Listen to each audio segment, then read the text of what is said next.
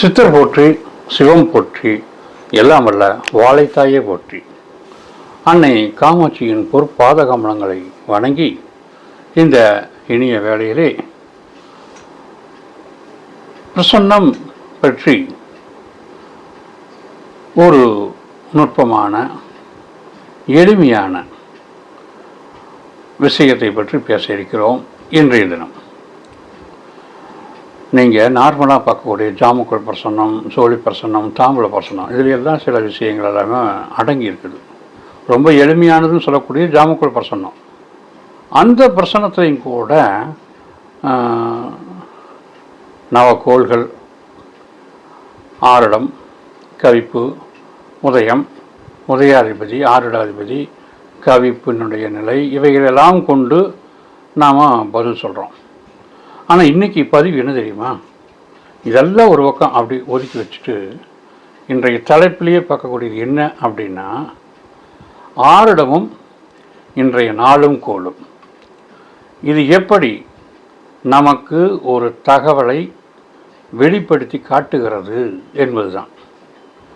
அதாவது நல்லா பார்த்தீங்க அப்படின்னா, நான் ஏற்கனவே சொன்னது போல் ஆரிடம் அந்த நின்ன இடத்திலிருந்து இன்றைய நாள், இந்த நாளில் சஞ்சாரம் செய்யக்கூடிய சந்திரன் அவருடைய நிலைப்பாடை வைத்து பலனை பார்ப்பது எப்படி அப்படிங்கிறதான்.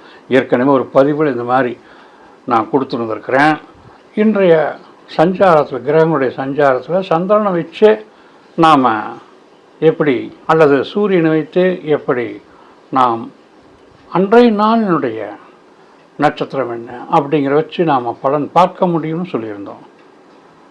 அதை இப்போ நாம் இங்கே பார்க்க போகிறோம். இதில் பார்த்தீங்க அப்படின்னா,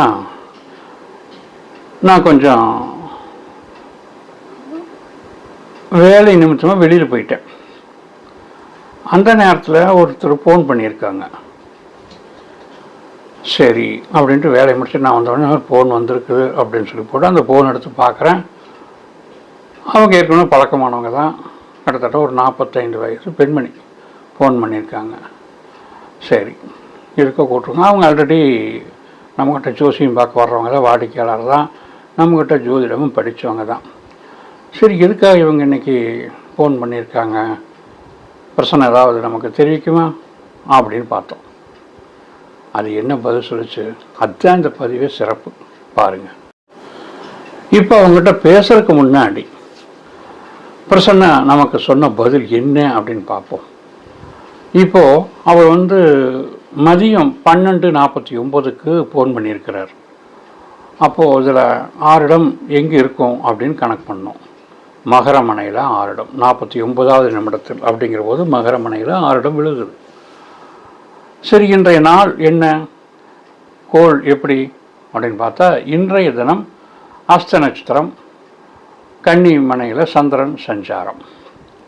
அப்போது ஆரிடத்திலிருந்து 9ஆம் வீட்டில் சந்திரன் சஞ்சரிக்கிறார். அதுவும் தனது சுய நட்சத்திரத்தில், அஸ்த நட்சத்திரத்தில் அவர் சஞ்சாரம் செய்கிறார். ஓகே, அப்படின்னா இவர் எதை பற்றி கேட்குறார் நல்லா பாருங்கள். 2 விஷயத்தை நீங்கள் கவனிச்சிங்கன்னா போது ஈஸியான பலன் வந்துடும். முதல்ல ஆரிடம் அப்படி இருக்கட்டும். ஆரிடத்திலிருந்து இன்றைய கோள் அப்படின்னு பார்க்கக்கூடியது சஞ்சாரம் செய்யக்கூடிய சந்திரன் வச்சு இந்த பலன் எடுக்கிறோம். அப்படின்னா ஆரிடத்திலிருந்து சந்திரன் நிற்கிறது 9ஆம் வீடு. அப்போ 9ஆம் வீட்டு பற்றிய விஷயங்கள் கேட்கப்படும்.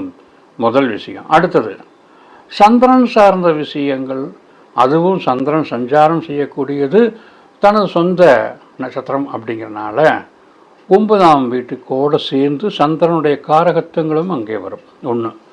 அடுத்தது பார்த்தீங்க அப்படின்னா, சந்திரன் இந்த ஆரிடத்துக்கு 7ஆம் வீட்டுக்குரியவர். அப்போ 7ஆம் வீட்டுக்குரிய விஷயத்தை கேட்பார், 9ஆம் வீட்டினுடைய விஷயத்தையும் கேட்பார். ஓகேவா? இங்கே பிரதானமாக எது முதல்ல வரும் அப்படின்னா 9ஆம் வீடு. அதுலேயும் பார்த்தீங்கன்னா குறிப்பாக அப்படின்னா 9ஆம் வீட்டில் யார் அப்படின்னா அந்த சந்திரன் அங்கே இருக்கிறார். அந்த 9ஆம் வீடு கன்னிமனை, அது புதனுடைய வீடு. ஆக புதன் சார்ந்த விஷயங்களையும் 9ஆம் வீட்டையும் நாம் இணைத்து பார்த்தால் 9ஆம் வீடு எதை குறிக்கும்? தந்தையாரை குறிக்கும், வெளிதூர பயணங்களை குறிக்கும், மேல் படிப்பையும் குறிக்கும். நாம் முதல்ல 9ஆம் வீட்டை மட்டும் மையப்படுத்தி பார்ப்போம். அப்படின்னா கன்னிமனை புதன் வீடு, புதனையும் 9ஆம் வீட்டையும் சேர்ப்போம்.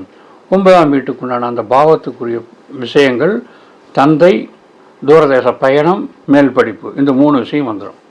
அடுத்தது புதன் அப்படின்னா அங்கே படிப்பு சார்ந்த விஷயங்கள் அல்லது திருமணம் சார்ந்த விஷயங்கள். இது 9ஆம் வீடுங்கிறதுனா தந்தையை பற்றி கேட்கணும். திருமணம் அப்படிங்கிறதுக்கு வாய்ப்பு இல்லை. ஆக தந்தையை பற்றி கேட்கலாம், மேல் படிப்பு பற்றி கேட்கலாம், அல்லது பயணங்களை பற்றி கேட்கலாம். அது புதனாக இருக்கிறதுனால பயணங்கள் பெருசாக இருக்காது. ஆக மேல் படிப்பும் தந்தையாரை பற்றியும் இவர் கேட்பார். இதுதான் சரி. தகவல் தொடர்பு சாதனங்களை பற்றி புதனுடைய காரகத்தில் வர்றதுனால புதன் ஜோதிடத்தில் ரொம்ப முக்கியமானவர். ஜோதிட சாஸ்திரம் சம்பந்தப்பட்ட விஷயத்தையும் கேட்பார் என்று நாம் இதில் எடுத்துக்கணும். அப்போ புதனுடைய காரகம் இதில் நம்ம பார்த்துக்கிட்டோம். தகவல் தொடர்பு, ஜோதிடம், மேல் படிப்பு புதனுடைய காரகம். அடுத்தது பார்த்திங்கன்னா 9ஆம் பாவகம்ங்கிற போது, 9ஆம் வீடுங்கிற போது தந்தை, வெளிதூர பயணம், தூரதேச பயணம், மேல் படிப்பு. இங்கே இணைச்சி பார்க்கும்போது தூரதேச பயணம் அப்புறம் போயிடும். தந்தையை ஜோதிடம் சார்ந்த மேல் படிப்புகள் அல்லது மேல் படிப்பு இதைத்தான் அவங்க கேட்கணும் அப்படின்னு முதல்ல வந்துட்டோம். இதற்கு அடுத்ததாக அந்த சந்திரன் 7ஆம் வீட்டுக்குரியவர் அப்படிங்கிறனால திருமணம் சார்ந்த விஷயம் அல்லது தனது வாழ்க்கை துணையை பற்றி கேட்க முடியும் அப்படின்னு நம்ம எடுத்துக்கிட்டோம். சந்திரனுடைய இதில் பயணங்களும் சேரும், தாயாரையும் குறிக்கும். ஆனால் இங்கே 7ஆம் வீட்டு குறிக்கிறனால இதில் நாம் எது எடுத்துக்கணும், அந்த வீட்டுக்குண்டான செயல்பாடுகளை சந்திரன் எப்படி எடுத்துக்கிறார் அப்படிங்கும்போது தனது வாழ்க்கை துணையை பற்றி கேட்க முடியும் அப்படின்னு எடுத்தோம். ஆக இதில் ஒரு முடிவு எப்படி நாம் எடுக்க முடியும்னா 9ஆம் வீடுங்கிறது தந்தையாரை பற்றியும் மேல் படிப்பு பற்றியும், அந்த மேல் படிப்பு ஜோதிடம் சார்ந்த விஷயமோ அல்லது மேற்கொண்ட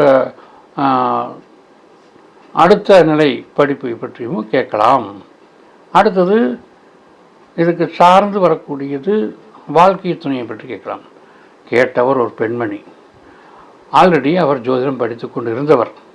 இப்போது அவர் கேட்கிறார்,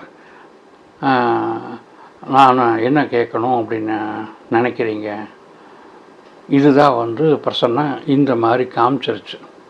நல்லா கவனிச்சுங்க, அது ஜாமக்குள் பிரசனம் அல்ல. ஆனால் அதே நேரத்தில் அதை சார்ந்த 6 இடமும் 6 இடத்தை சார்ந்த 4 கோளும் வைத்து இந்த பிரசனம் சொல்லப்படுகிறது. ஜோதிடத்தில் இருக்கக்கூடிய சந்திரனுடைய சஞ்சாரத்தை கொண்டு இந்த பிரசனம் எப்படி முடிவு சொன்னது அப்படிங்கிறது தான் இங்கே முக்கியம். இப்போ நாம் ஒரு கன்க்ளூஷன் பண்ணிட்டோம், இவர் அதை பற்றி தான் கேட்க போகிறார் அப்படின்னு நம்ம ஒரு முடிவாக வந்துட்டோம். இப்போ அவர்கிட்ட ஃபோனில் பேசுகிறோம். அவர் பேசினார். ஹலோ, எப்படி இருக்கீங்க? ஒன்றும் பயத்துக்கு வேண்டாம், எல்லாம் ரெடி ஆகிக்கும், தைரியமாக இருங்க. ஆமாம், சரி, ஓகே. என்னங்கிறாரு, சார் நீங்கள் கிளாஸ் எடுக்கிறீங்க, அந்த கிளாஸில் சேர்ந்து நான் படிக்கணும்.